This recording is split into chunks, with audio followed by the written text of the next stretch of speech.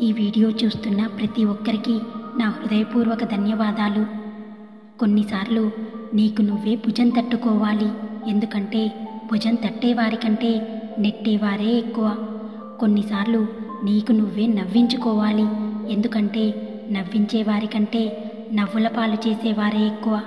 స్వచ్ఛత లేని స్నేహాలకు, విలువ ఇవ్వని బంధాలకు, బాధ్యత లేని బాంధవ్యాలకు, అబద్ధాలాడే అనుబంధాలకు మౌనంగా దూరమవ్వడమే మంచిది.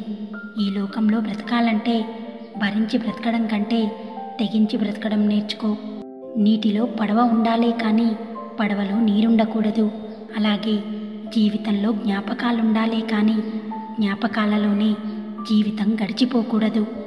అందరి కోసం ముందుండి మాట్లాడితే ఆ అందరే తిరిగి మన గురించి తప్పుగా మాట్లాడతారు. మంచితనం కూడా మందు లాంటిదే. డోస్ ఎక్కువైతే మనకే ప్రమాదం.